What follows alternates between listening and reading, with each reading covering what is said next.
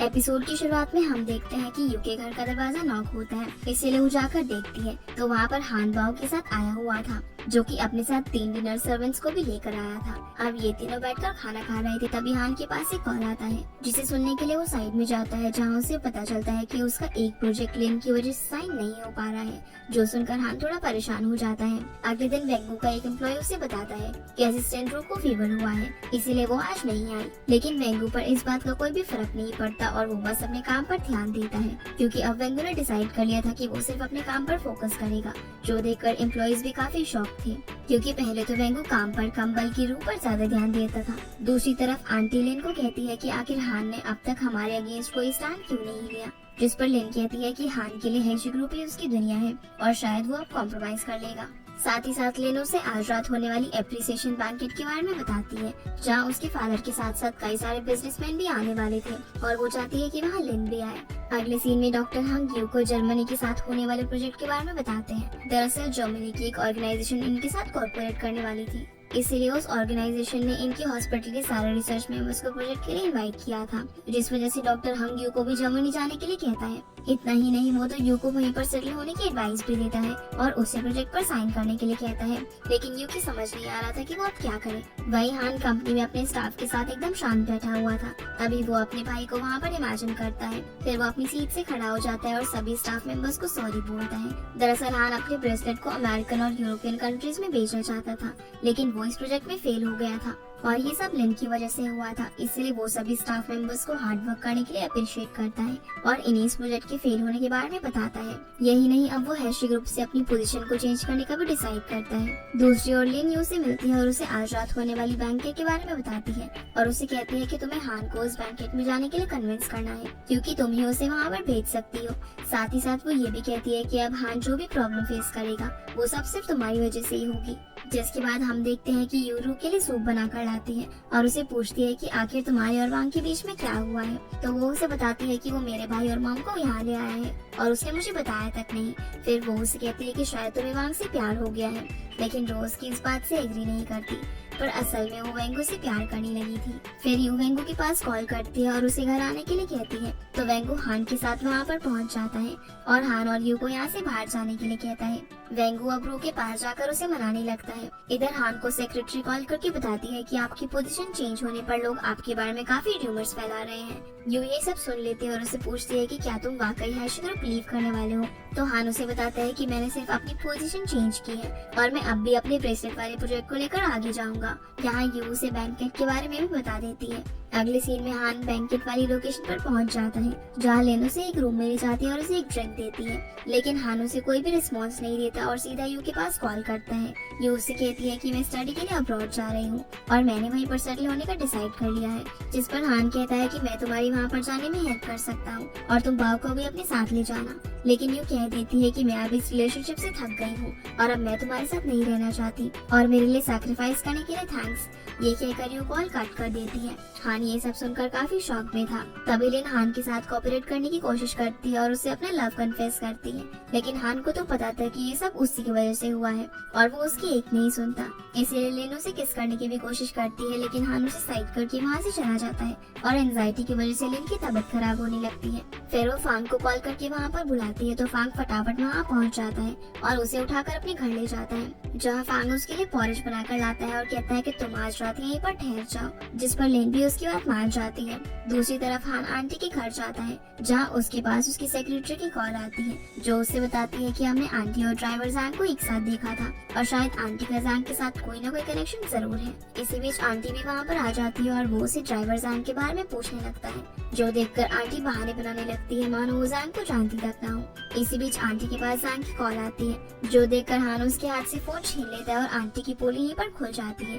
तभी हान फटाफट घर से बाहर निकलता है और देखता है कि ड्राइवर जैंग यहीं पर आया हुआ था। वो उसे पकड़ लेता है और उसे पीटने ही वाला था, लेकिन तभी जैंग उसे सच बता देता है कि उस रात वो एक्सीडेंट मेरी वजह से नहीं बल्कि तुम्हारी खुद की वजह से हुआ था, क्योंकि ड्राइविंग तुम कर रहे थे।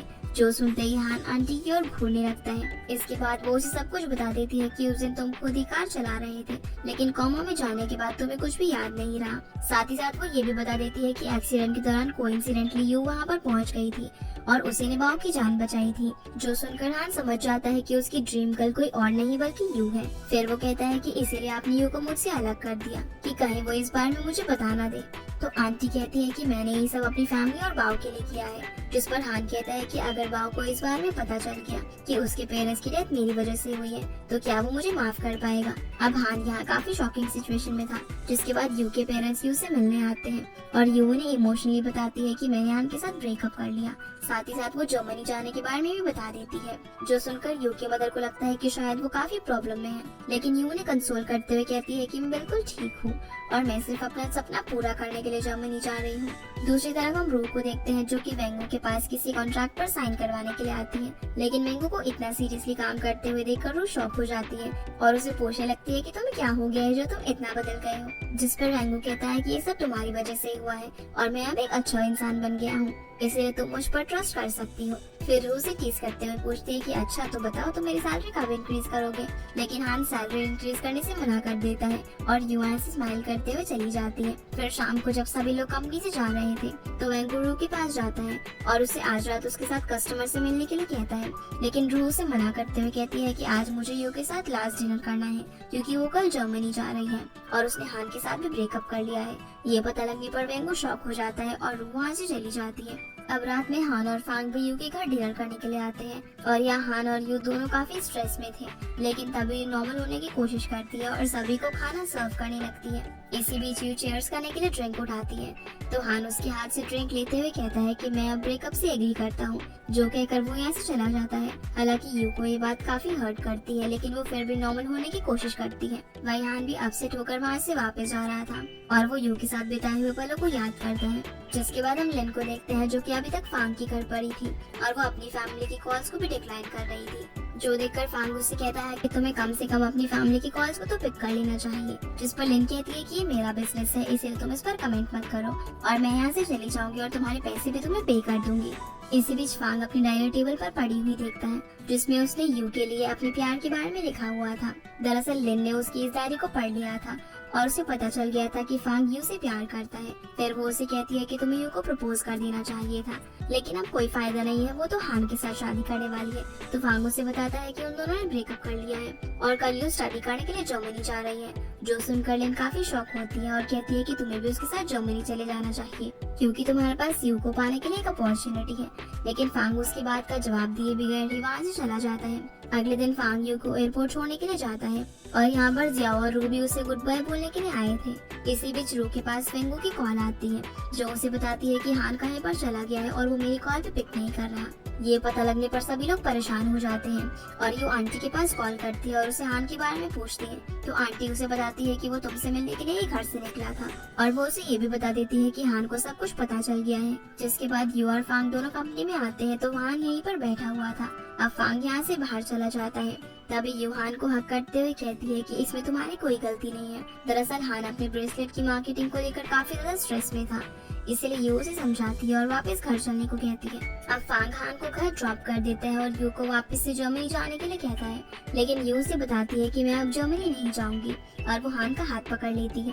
पर हान उसका हाथ साइड करते हुए कहता है कि अब हमारा ब्रेकअप हो गया है। ये कहकर वो अंदर चला जाता है। जिसके बाद फांग यू को उसके घर ड्रॉप करता है, जहाँ यू उसे भी उस कार एक्सीडेंट के बारे में बता देती है। अब फांग भी उसे जर्मनी जाने के लिए कहता है, लेकिन वो जाने से मना कर देती है क्योंकि वो अब हान के साथ ही रहना चाहती थी। अगले दिन यू वापस से हान के घर आकर बाओ के लिए ब्रेकफास्ट बना रही थी। तभी हान भी वहाँ पर आ जाता है, जिसे देखकर बाओ कहता है कि मम्मी वापस आ गई है। तो हान उसे कहता है कि ये तुम्हारी मम्मी नहीं है और ये कहकर वो यहाँ से अपने ऑफिस में जाकर बैठ जाता है, जहाँ यू और बाओ उसके लिए ब्रेकफास्ट लेकर आते हैं, लेकिन हान दरवाजा नहीं खोलता। इधर बाओ काफी कंफ्यूजन में था कि आखिर इन दोनों के बीच क्या चल रहा है। तो यू बाओ को बताती है कि हमारे बीच में कुछ ट्रबल्स क्रिएट हो गई है, इसलिए हान को ठीक होने में थोड़ा टाइम लगेगा। अगले दिन यू वेंगो से मिलती है और उसके साथ एक्सीडेंट को लेकर बात करती है। दरअसल वो एक्सीडेंट कार के ब्रेक फेल होने की वजह से हुआ था, इसीलिए अब यू पता लगाना चाहती है कि आखिर कार की ब्रेक किसने फेल किए थे और क्यों आंटी ड्राइवर जान को इतने पैसे पे कर रही थी।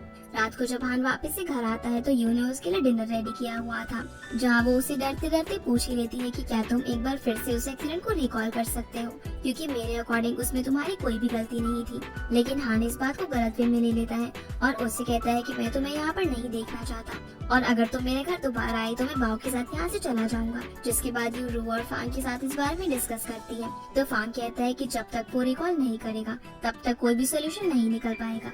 फिर फांग हान से मिलने के लिए जाता है और उससे कहता है कि यू अब तुम्हारी वाइफ नहीं है और तुम अगर उसे छोड़ना चाहते हो तो छोड़ क्यों नहीं देते ताकि मैं उसे प्रपोज कर सकूं। जिस पर हान कहता है कि क्या तुम्हें लगता है कि वो तुम्हें एक्सेप्ट करेगी। जवाब में फांग कहता है कि वो मुझे एक्सेप्ट करे या फिर ना करे ये मैटर नहीं है, मैं तो बस उसके सामने अपना लव कन्फेस करना चाहता हूँ और मैं उसके साथ जर्मनी भी जाऊंगा। ये कहकर वो यहाँ से चला जाता है, लेकिन हान पर उसकी बातों का कोई भी फर्क नहीं पड़ता। जिसके बाद फांग यू को प्रपोज करने के लिए एक डेस्टिनेशन पर ले जाता है और उसे हाथ देते हुए कहता है कि मेरे साथ आओ। लेकिन तभी हान वहाँ पर पहुँच जाता है और वो यू का हाथ पकड़कर उसे अपने साथ ले जाता है और बेचारे फांग का हाथ तो हवा में ही लटका रह जाता है। इसी बीच लिन भी वहाँ पर पहुँच जाती है और फांग को कहती है कि लोग जिसे लाइक करते हैं उसके सामने वो अपना लव कन्फेस करते हैं, लेकिन तुमने तो ऐसा अपने राइवल को मोटिवेट करने के लिए किया था। यानी कि फांग सिर्फ हान को जेलस फील करवाना चाहता था ताकि वो और यू दोबारा से एक हो सके। तब लिन उससे पूछती है कि अगर आज हान यहाँ पर नहीं आते तो तुम क्या करते।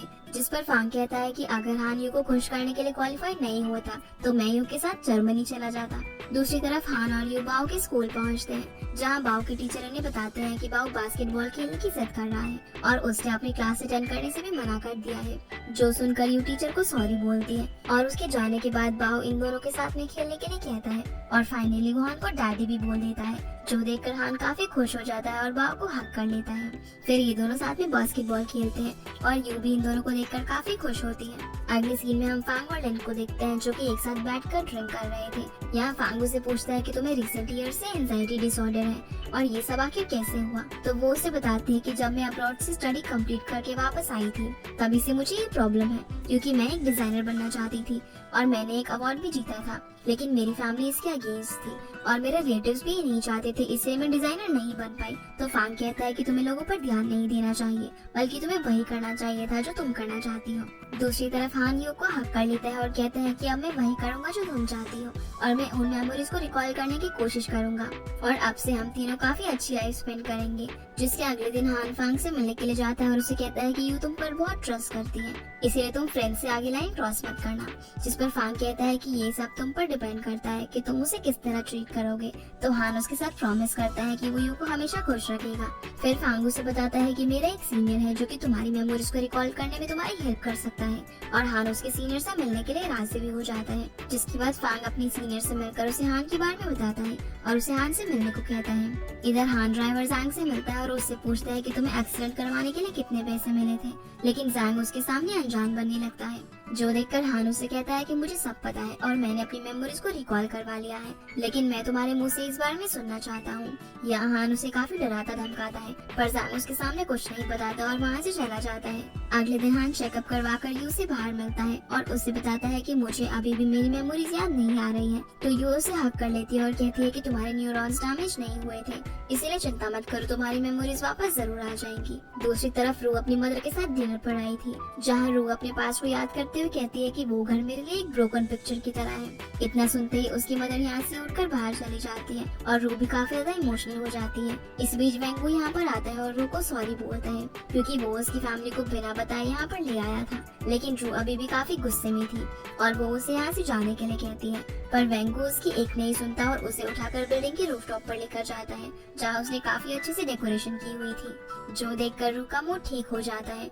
फिर वो अपने पास के बारे में बात करने लगती है और कुछ बातें हो जाने के बाद वेंगू उसे प्रपोज कर देता है, जहाँ फाइनली रू भी उसका प्रपोजल एक्सेप्ट कर लेती है। फिर ये दोनों एक किस करते हैं और ये काफी रोमांटिक मोमेंट बन जाता है। अगले दिन जब रू मीटिंग में बैठी होती है तो उसे पता चलता है कि वो गलती से वेंगू का फोन लेकर आ गई है, क्योंकि कल रू ने वेंगू के घर पर ही स्टे किया था और क्योंकि वेंगू मीटिंग के लिए नहीं पहुंचा था, इसीलिए चेयरमैन रू को उसका कॉल लगाने के लिए कहते हैं। लेकिन रू को उसकी फोन का पासवर्ड नहीं पता था, इसलिए वो बहाना बनाती है कि शायद वो जाम में फंस गया होगा।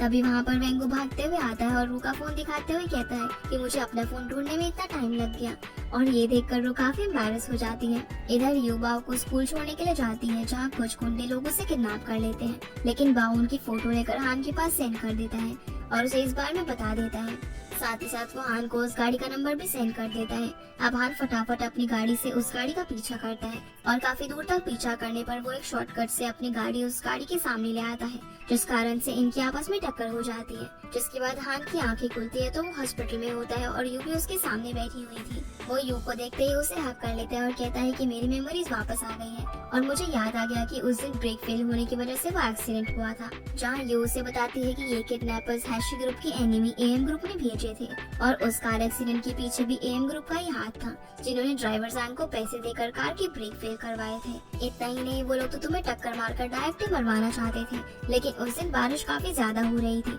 जिस कारण से तुम्हारी गाड़ी स्लिप होकर रोल हो गई। लेकिन अब तुम्हें परेशान होने की कोई जरूरत नहीं है क्योंकि उन सबको अरेस्ट कर लिया गया है। फिर हान उसे हक कर लेता है और ये दोनों किस करते हैं। दूसरी तरफ फांग और लिन दोनों किसी पर्सन से मिलने के लिए आए थे, जिसके साथ लिन फैशन डिजाइनिंग प्रोफेशन के बारे में बात कर रही थी। अगले दिन यू और हान दोनों एक गेम खेल रहे थे, जिस दौरान यू के पास फांग का मैसेज आता है कि मैं रात को तुमसे मिलने के लिए हॉस्पिटल आऊंगा। यू इस बारे में हान को बताती है तो हान उसके हाथ से फोन छीनकर फांग को रिप्लाई करता है कि हमसे मिलने के लिए हॉस्पिटल मत आना, जो देखकर यू उससे कहती है कि तुम कितने वियर्ड हो क्योंकि तुम्हें छोड़कर बाकी सब फांग को लाइक करते हैं। तभी रू यू के पास मैसेज करके बताती है कि आज रात में तुमसे मिलने के लिए नहीं आऊंगी और यहाँ यू को पता चल जाता है कि रू भी अब वेंगू के साथ रिलेशनशिप में आ गई है और आज वो दोनों साथ में बाहर जा रहे हैं। इसी बीच यू हान को कहती है कि मुझे भूख लग रही है, इसीलिए क्यों ना हम दोनों बाहर लगी फूड स्टॉल पर चलकर कुछ खा ले। फिर ये दोनों चुपके चुपके हॉस्पिटल से बाहर आते हैं और बाहर आकर काफी एंजॉय करते हैं। इधर लिन भी वापस अपने घर पर जाती है, जहाँ उसकी मदर उसे डांट रही थी क्योंकि वो हान को कन्विंस नहीं कर पाई। फिर उसकी मदर उससे पूछती है कि तुम्हारे आगे का क्या प्लान है, जिस पर लिन कहती है कि अब मैं अपने करियर पर फोकस करना चाहती हूँ। तो उसकी मदर कहती है कि हाँ, हम भी यही चाहते हैं कि तुम अपने करियर पर फोकस करो और अपने फादर के बिजनेस को बढ़ाने में हेल्प करो। लेकिन लिन उसे अवेयर करती है कि मैं फादर की कंपनी के बारे में बात नहीं कर रही हूँ, बल्कि मैं डिजाइनिंग को दोबारा से कंटिन्यू करना चाहती हूँ और मैं अब फाइनल डिसीजन ले चुकी हूँ। जो सुनकर उसकी मदर भड़क जाती है और कहती है कि अगर तुमने डिसीजन ले ही लिया है तो किसी को मत बताना कि तुम मेरी बेटी हो, और ये कहकर वो वहाँ से चली जाती है। अगले सीन में यू और हान बाओ के साथ मिलकर बास्केटबॉल खेल रहे थे और जैसे ही बाओ यू को बॉल बास्केट करने से रोकता है तो यू के हाथ से बॉल छूट जाती है और सीधा जाकर हान के सर पर लगती है, जिस कारण से हान नीचे गिर जाता है। अब यहाँ हान इमेजिन करने लगता है कि मानो उसका भाई उसके सामने हो, जहाँ वो उससे कहता है कि हमने इतने साल साथ में बास्केटबॉल खेली है लेकिन तुम्हें अभी तक अच्छे से खेलना नहीं आया। हान उसे कहता है कि मैं आपको काफी मिस करता हूँ, जिस पर वो उसे सॉरी बोलता है कि वो और उसकी वाइफ उसे छोड़कर चले गए। साथ ही साथ वो हान को बाओ की केयर करने के लिए थैंक्स बोलता है और कहता है कि मैं अगले जन्म में वापस जरूर आऊंगा और फिर हम साथ में खेलेंगे। जिसके बाद हान अपने इमेजिनरी ब्रदर और सिस्टर इन लॉ को वहाँ से जाते हुए देखता है और उन्हें रोकने की कोशिश करता है। तभी यू हान के पास आ जाती है और उसे पूछती है कि तुम ठीक तो हो ना, जिस पर हान कहता है कि हाँ, मैं बिल्कुल ठीक हूँ और मैंने अभी अभी अपने भाई को देखा। अब ये दोनों भी हान के साथ इसी तरह लेट जाते हैं और तीनों साथ में काफी खुश थे।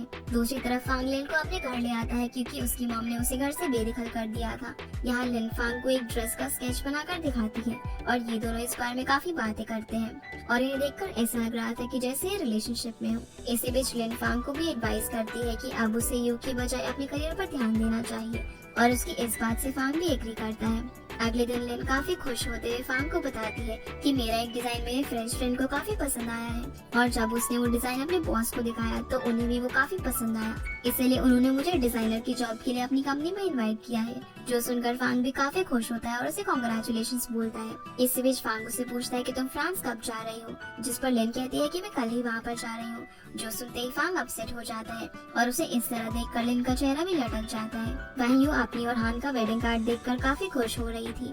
तभी हान वहाँ पर आ जाता है, जिसे यू उसका नाम लेकर पुकारती है। जो देखकर हान कहता है कि मैं अब तुम्हारा हस्बैंड हूँ, इसलिए मुझे हबी कहकर बुलाया करो। फिर यू उसे हबी कहकर बुलाती है और हान उसके काफी करीब आ जाता है। इसी बीच हान उसे जर्मनी जाने के लिए भी कहता है, जिस पर यू कहती है कि मैंने डॉक्टर हंग से बात कर ली है और मैं अब वहाँ पर नहीं जाऊंगी, बल्कि मैं यहीं पर तुम्हारे साथ रहूंगी। तो हान कहता है कि हम भी चाहते हैं कि तुम यहीं पर रहो, लेकिन हम ये भी चाहते हैं कि तुम अपना सपना पूरा करो, इसलिए तुम जर्मनी चली जाना और मैं प्रॉमिस करता हूँ कि बाओ के साथ हर महीने तुमसे मिलने के लिए आऊंगा। तो यू कहती है कि ठीक है, लेकिन मेरी कंडीशन है कि मैं अपनी शादी में एक लॉन्ग गाउन पहनूंगी, और वो उसे बेडशीट पहनकर दिखाने लगती है। फिर ये दोनों डांस करते हैं और डांस करते करते अनबैलेंस होकर नीचे गिर जाते हैं और फिर से डांस करते हैं।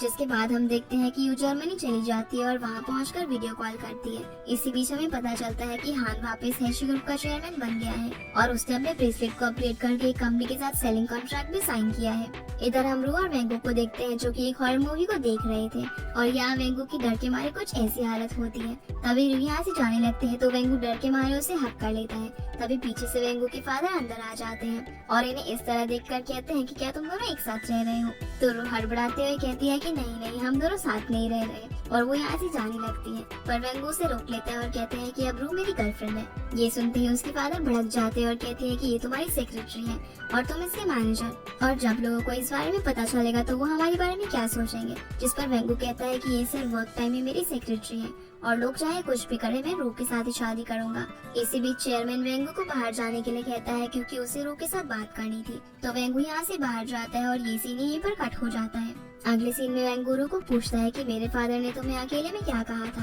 तो यू उसे बताती है कि उन्होंने मुझे यही कहा कि मैं तुम्हारे बजाय अपने काम पर फोकस करूं, और वैसे तुम्हारे फादर ठीक ही कह रहे हैं, मैं सिर्फ एक सेक्रेटरी हूँ। जो सुनकर वेंगू काफी परेशान हो जाता है और अपने फादर के पास जाकर बात करने की कोशिश करता है, लेकिन उसके फादर उसकी एक नहीं सुनते, बल्कि वो उसे कंपनी को मैनेज करने के लिए लेक्चर देने लगते हैं और कहते हैं कि रू हमारी फैमिली के लिए सूटेबल नहीं है। इससे अच्छा तो तुम लिनमई ग्रुप की बॉस की बेटी के साथ शादी कर लो क्योंकि वो तुमसे प्यार भी करती है। साथ ही साथ वो उसे डराने के लिए ये भी कहते हैं कि अगर तुम्हें सिर्फ रू ही चाहिए तो तुम्हें कंपनी को छोड़ना होगा।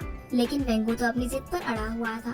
फिर वो रू को लेकर अपने फादर के पास जाता है और उनके सामने घर और गाड़ी की चाबी फेंक कर कहता है कि मैं कंपनी को छोड़ने के लिए रेडी हूँ क्योंकि मेरे लिए मेरा प्यार ज्यादा मैटर करता है, पर आप मेरे फादर हमेशा रहेंगे। यहाँ वेंगू रू को लेकर काफी सीरियस था, जो देखकर रू और चेयरमैन हंसने लगते हैं क्योंकि ये इन दोनों का प्लान था। दरअसल चेयरमैन देखना चाहते थे कि वेंगू अपने रिलेशनशिप को लेकर कितना सीरियस है और वो रू के लिए किस हद तक जा सकता है। दूसरी तरफ बाओ और हान यू को लेने के लिए एयरपोर्ट जा रहे थे और दोनों काफी एक्साइटेड थे, लेकिन तभी यू हान के पास कॉल करती है और उसे बताती है कि मैं इस बार नहीं आ पाऊंगी क्योंकि मुझे कुछ अर्जेंट काम करना है और शायद इसमें 1 महीना लग जाए। जो सुनकर हान अपसेट हो जाता है, लेकिन वो उसे कहता है कि कोई बात नहीं, तुम अपने काम पर फोकस करो। फिर ये दोनों अपसेट मूड में वापस से घर जाते हैं, लेकिन तभी यू वहाँ पर पहुँच जाती है और इन दोनों को सरप्राइज कर देती है। इसी बीच वो बाओ को अंदर भेज देती है और हान को किस करने लगती है, लेकिन बाओ अंदर जाने की बजाय इन दोनों को छुपकर देख रहा था। अब फाइनली हमें हान और यू की वेडिंग सेरेमनी दिखाई जाती है, जहाँ यू के फादर हान को कहते हैं कि मैं अपनी बेटी को तुम्हें सौंप रहा हूँ, इसलिए इसका अच्छे से ख्याल रखना। तो हान भी उनके साथ प्रॉमिस करता है कि वो उसे हमेशा खुश रखेगा। तभी बाओ भी स्पीच देने के लिए काफी लंबी सी स्क्रिप्ट ओपन करता है जो कि उसने खुद तैयार की थी। फिर हान यू को वेडिंग रिंग पहनाता है, जहाँ बाओ इन दोनों को किस करने के लिए कहता है और ये दोनों एक दूसरे को किस करते हैं। फिर ये रिचुअल के हिसाब से बुके फेंकती है जो कि सीधा फांग के हाथों में जाकर गिरता है। तभी लिन भी यहाँ पर पहुँच जाती है, जिसे देखकर फांग काफी खुश होता है और इन दोनों को देखकर सभी हुटिंग करने लगते हैं क्योंकि ये दोनों भी रिलेशनशिप में थे और अब अगली एंगेजमेंट इन दोनों की होने वाली थी।